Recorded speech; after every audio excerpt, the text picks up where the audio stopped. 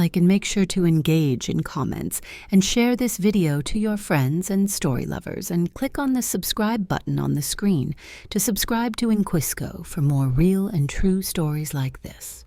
Also, go now in the comments and type down the stories you would like us to post. We will choose the best story and create a video. The last thing I expected when I agreed to help with wedding planning was how complicated it would get. My sister Rachel had always been the golden child, effortlessly poised and constantly chasing perfection. So when she asked me to help finalize some last-minute details for her upcoming wedding, I couldn't say no, even if it meant stepping into the whirlwind of her picture-perfect world. And then there was Elijah. I'd met him a few times before, but only in passing at family gatherings. He was Rachel's fiancé, a tall, soft-spoken man with an easy charm and a smile that seemed to light up any room. The first time I saw them together, I remember thinking they looked like something out of a magazine, a vision of modern romance. When I arrived at Rachel's house that afternoon, she was already halfway out the door. "Thank you so much for doing this, Ava," she said, throwing her bag over her shoulder. "Elijah will be here soon, so you two can finalize the catering menu and pick up the tuxes. I've got a million things to do at work." Before I could reply, she kissed my cheek and hurried off, leaving me standing in her immaculate living room with a to-do list and an overwhelming sense of dread. Elijah arrived not long after, dressed casually in a black t-shirt and dark jeans. He greeted me with a warm smile, his deep voice filling the quiet space. "Ready for this?" he asked, holding up the catering binder Rachel had left behind. "Not really," I admitted, earning a chuckle from him. The day passed in a blur of tastings, phone calls, and awkward small talk. Elijah was patient, far more than I expected, and by the time we were driving back to the house, I felt surprisingly at ease around him. "Thanks for taking the lead on most of that," I said, glancing over at him as he drove. "No problem," he said, keeping his eyes on the road. "Rachel's got a lot on her plate, and I know this isn't exactly your idea of fun." "It's not that bad," I admitted, smiling despite myself. He turned to look at me briefly, his expression softening. "You're a good sister for stepping up like this." For a moment, I didn't know what to say. The compliment caught me off guard, and I felt an unfamiliar warmth spread through my chest. When we got back to the house, the sun was beginning to set, casting the living room in a warm golden glow. Elijah carried in the catering samples and set them on the counter, glancing at me with a small, almost conspiratorial smile. "Rachel doesn't know we snagged extras, does she?" he asked. "Not a clue," I said, laughing as I opened one of the boxes. We sat at the kitchen island, sampling the leftover appetizers and sharing stories. He told me about his childhood in Atlanta, his close-knit family, and how he'd met Rachel at a networking event. I listened, drawn in by the ease of his storytelling and the way his face lit up when he spoke. At some point, our laughter faded into a comfortable silence. I looked up and found him watching me, his expression unreadable. "You've got a bit of sauce," he said, gesturing to the corner of his own mouth. I wiped at my face, but he shook his head. "Here," he said, leaning forward to brush his thumb gently against my lip. The moment stretched, the air between us charged with something I couldn't name. His hand lingered for just a second too long before he pulled back, clearing his throat and looking away. "I should probably head out," he said, his voice suddenly quieter. "Yeah," I said quickly, standing up and grabbing the empty containers. "Thanks for all your help today." He nodded, his smile faint but genuine. As he left, I stood in the door watching his car disappear down the street, my heart racing for reasons I didn't want to admit. The next few days were a blur of wedding errands, and I did my best to push the moment with Elijah out of my mind. I told myself it was nothing, just a flicker of awkwardness, amplified by the stress of everything going on. But every time I caught myself thinking about the way his thumb had brushed against my lip, my stomach tightened. Rachel was too busy to notice anything unusual, which was a relief. She was juggling her work, the wedding, and a dozen other things, all while keeping up the appearance of effortless perfection. I couldn't help but admire her focus, even if it sometimes made her seem distant. I hadn't expected to see Elijah again so soon, but on Friday afternoon Rachel texted me asking if I could drop off a box of decorations at the venue. She casually added that Elijah would be there to meet me and help set things up. My heart skipped a beat, and I hated myself for it. He was my sister's fiancé, for God's sake.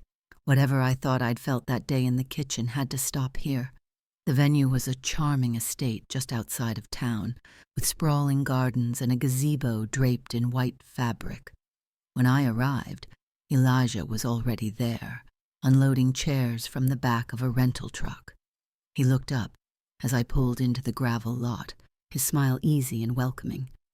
"Hey, Ava," he called, wiping his hands on his jeans. "Glad you're here. I could use the help." "Sure," I said, trying to sound casual as I climbed out of the car. We worked side by side, arranging tables and setting up decorations. The late afternoon sun cast long shadows across the lawn, and the air was warm and heavy with the scent of blooming flowers. As we worked, we fell into an easy rhythm. Elijah told me more about his family, his plans for the future, and his excitement about the wedding. I nodded along, trying to focus on his words, rather than the way his deep voice seemed to resonate in my chest. At one point, we were hanging lanterns in the gazebo, and he handed me a piece of string to tie one in place. Our fingers brushed, and I felt a spark that sent a shiver down my spine. "You okay?" he asked, his brow furrowed in concern. "Yeah," I said quickly, forcing a smile. "Just lost my balance for a second." He nodded, but his gaze lingered on me for a moment longer than it should have. When we finished, the sun was setting, painting the sky in shades of orange and pink. We sat on the gazebo steps, catching our breath and watching the light fade. "It's going to be beautiful," I said, gesturing to the garden. "Yeah," he said, but when I glanced at him, he wasn't looking at the scenery. He was looking at me. I swallowed hard, my pulse quickening. "Elijah," he shook his head, a small rueful smile playing on his lips. "Don't worry. I know." But his words didn't make it easier. The space between us felt charged, like we were teetering on the edge of something we couldn't come back from. "I should probably head home," I said, standing abruptly. He nodded, standing as well. "I'll lock up here. Drive safe, okay?" I nodded, avoiding his gaze as I walked to my car. As I drove away, I couldn't help glancing in the rearview mirror. Elijah was still standing there, watching me go, his hands shoved deep into his pockets. The morning of Rachel's bridal shower arrived in a whirlwind of last-minute preparations. I'd spent the better part of the week running errands, organizing decorations, and making sure everything went off without a hitch. The house was buzzing with activity. Rachel was upstairs getting ready, the caterers were setting up, and guests were beginning to arrive. I'd barely had time to catch my breath when I heard a knock at the back door. Opening it, I found Elijah standing there, holding a case of champagne Rachel had asked him to pick up. "Delivery," he said with a small smile, his tone light but his eyes carrying an intensity that made my stomach tighten. "Thanks," I said, stepping aside to let him in. "Just set it on the counter." The kitchen was empty, everyone else occupied with tasks elsewhere in the house.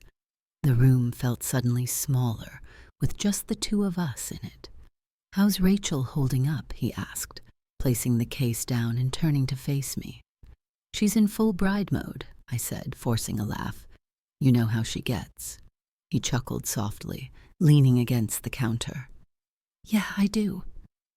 There was a pause, and I busied myself with unpacking the champagne, trying to ignore the way his presence seemed to fill the space. "Are you okay, Ava?" he asked suddenly, his voice quieter now. I froze, the bottle in my hand forgotten. Why wouldn't I be? "I don't know," he said, his gaze steady. "You've seemed distracted." I didn't trust myself to look at him. "It's just a lot of wedding stuff, that's all." He stepped closer, his voice dropping even lower. "If that's all it is, then why do you keep avoiding me?" I turned to face him, my heart pounding in my chest. He was standing just a foot away now, close enough that I could see the faint stubble on his jaw, the tension in his shoulders. "I'm not avoiding you," I said, though the words sounded weak even to my own ears. "Ava," he said, his tone both gentle and insistent.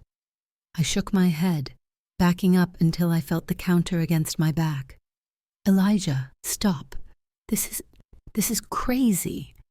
"It's not just me," he said, taking another step closer. "Don't tell me you don't feel it too." I opened my mouth to respond, but no words came out. The air between us was thick, electric, and for one agonizing moment I thought he might close the distance entirely. The sound of footsteps in the hallway shattered the tension like glass. I turned away abruptly, grabbing a towel and pretending to wipe down the counter. Rachel's voice floated into the kitchen a second later. "Oh, there you are. Elijah, can you help me move the gift table?" He hesitated for a fraction of a second before stepping back, his expression unreadable. "Yeah, of course," he said, his voice steady again. I didn't look at him as he left the room, but I felt his absence like a weight lifting from my chest and at the same time leaving me hollow. The rest of the day passed in a blur, but the memory of that moment lingered like a storm cloud on the horizon. I told myself it was over, that nothing had happened, that nothing would happen. But later that evening, as I walked to my car, I found a small piece of paper tucked under the windshield wiper. "We need to talk. I'll be at the park by the fountain. 10 p.m. The handwriting was unmistakably his. My breath caught, and for a long moment, I just stood there, staring at the note. I knew I shouldn't go. I knew that crossing that line, even to have a conversation, would be a mistake. But as the minutes ticked by, the pull became impossible to ignore.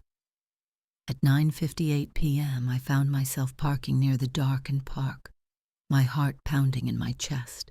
The fountain was just ahead, illuminated by soft golden lights. And there he was, standing with his hands in his pockets, waiting. I hesitated, my hand on the door handle, caught between the urge to leave and the magnetic force that had brought me here. And then, as if sensing my presence, Elijah turned and looked directly at me. Click on the subscribe button on the screen to subscribe to Inquisco for more real and true stories like this.